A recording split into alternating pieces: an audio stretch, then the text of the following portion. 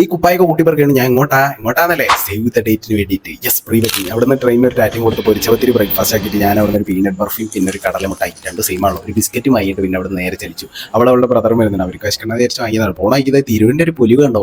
എല്ലാ railway station കേരളത്തിൽ നവീകരിച്ചുകൊണ്ടിരിക്കുക. Hit the like button for the railway.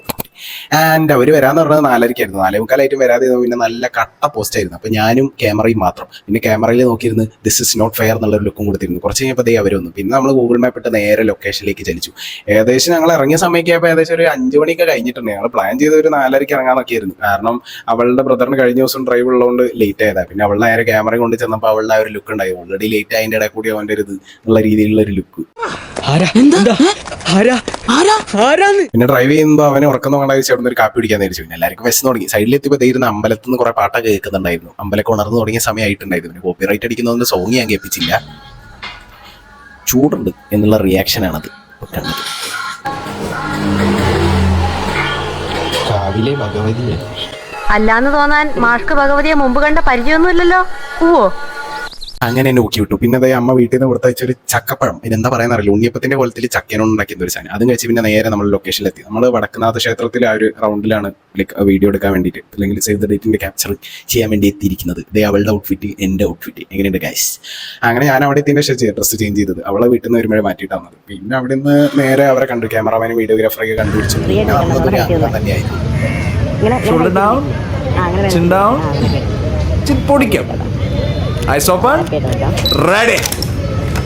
അങ്ങനെ അവർ കുറച്ച് എഫേർട്ട് എടുത്തു. നമ്മളെ സൈഡിൽ നിന്ന് അത്യാവശ്യം എഫേർട്ട് എടുത്തു. നമ്മളെ രണ്ടുപേരും ഒരു കോർഡിനേഷന്റെ ഫലമായിട്ടുള്ള റിസൾട്ട് ആയിട്ട് വരുന്ന ഒരു വീഡിയോ നമ്മുടെ പ്രൊഫൈലിൽ കയറി നോക്കിയാൽ കാണാൻ പറ്റും. ഇൻസ്റ്റാഗ്രാമിലും ഇവിടെ ഷോർട്ടായിട്ട് വേണമെങ്കിൽ ഷെയർ ചെയ്ത് തരാം.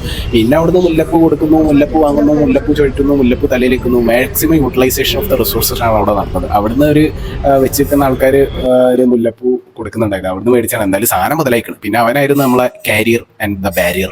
അവിടുന്ന് രണ്ടുപേര് സാധനങ്ങൾ അങ്ങോട്ട് പോയി പിടിച്ച് നടക്കാനൊക്കെ അവനെ അവൻ നല്ല കട്ട പോസ്റ്റ് ആയിരുന്നു. പിന്നെ കുറച്ച് കഴിഞ്ഞാൽ വെയിൽ വെച്ച് തുടങ്ങി. പിന്നെ വെളിച്ചം എസെൻഷ്യൽ സാധനമാണല്ലോ ഫോട്ടോഗ്രാഫിക്ക്. പിന്നെ വെളിച്ചം വേണം, വെയിലും പാടില്ല പറഞ്ഞാൽ എങ്ങനെയല്ല കൂടെ അപ്പോൾ നടക്കുമല്ലോ. കക്ഷത്തിരിക്കുന്ന പോകാനും പാടില്ല, ഉത്തരത്തിരിക്കുന്ന കിട്ടും വേണമെന്ന് നടക്കുമല്ലോ. പിന്നെ അവളെ ബ്രദർ വന്ന്, കസിൻ ബ്രദർ. അപ്പോൾ അവർ രണ്ടുപേരുടെ പിന്നെ പോസ്റ്റ് ചെയ്യും. പിന്നെ അവൾ മതിലിൻ്റെ പുറത്ത് വലിയ കയറി പിടിച്ച് കയറ്റുന്ന ഒരു രംഗമാണത്. പിന്നെ അവിടെ നിന്ന് തിരിച്ചിറങ്ങി. പിന്നെ അവർ പ്ലാൻ ചെയ്തിട്ടുണ്ടായിരുന്നത് നമ്മൾ രണ്ടുപേരും പ്രാർത്ഥിക്കുന്ന ഒരു രംഗമായിരുന്നു. അമ്പലത്തിൻ്റെ അകത്ത് വെച്ച് ഷൂട്ട് ചെയ്യാൻ അവർ പെർമിഷൻ ഇല്ലാത്തതുകൊണ്ട് നമ്മൾ പുറത്ത് വെച്ചിട്ട് ഒരു ഓസ്കാർ ലെവൽ പ്രകടനം കൊണ്ട് കാഴ്ചവെച്ചു. അതാണ് നിങ്ങൾ കണ്ടുകൊണ്ടിരിക്കുന്ന ഈ ഒരു രംഗം.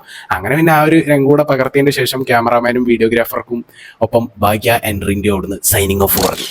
പിന്നെ അവിടുന്ന് നേരെ പ്രാവുകൾക്കൊക്കെ ടാറ്റിങ് കൊടുത്തിട്ട് നമ്മൾ നേരെ പോയത് ഫുഡ് കഴിക്കാനായിരുന്നു. അപ്പോഴത്തേക്ക് വിശന്നിട്ട് കുടൽ തിത്തൈ വേണം തുടങ്ങിയിട്ടുണ്ടായിരുന്നു. പിന്നെ ഭരത്തുനിന്നുള്ള റെസ്റ്റോറൻറ്റ് അവൻ്റെ കസിൻ ബ്രദർ സജസ്റ്റ് ചെയ്തു.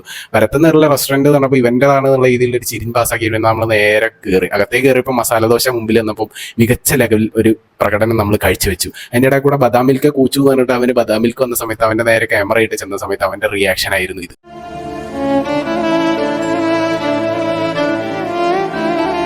അങ്ങനെ ഒരു വിധത്തിൽ അരവിന്ദനെ അനക്കിയെടുത്തതിന്റെ ശേഷം പിന്നെ നമ്മൾ ഫുഡും കഴിച്ച് അവിടെ നിന്ന് കൃതാക്തരായി 3 പേരും കൂടെ ഇറങ്ങി. പിന്നെ പോണായിക്ക് ഏതൊരു സ്ഥലത്തെത്തിയപ്പോൾ ഇവിടെ നല്ല പച്ചപ്പും ഹരിതാപയാണ് പകർത്തിക്കുമെന്ന് പറഞ്ഞപ്പോൾ ഞാനും വിചാരിച്ച ഏതായാലും കിട്ടുന്നതല്ലേ, കണ്ണിനൊരു കുളിർമയായി, കാഴ്ചക്കാർക്ക് ഒരു കാഴ്ചയായി.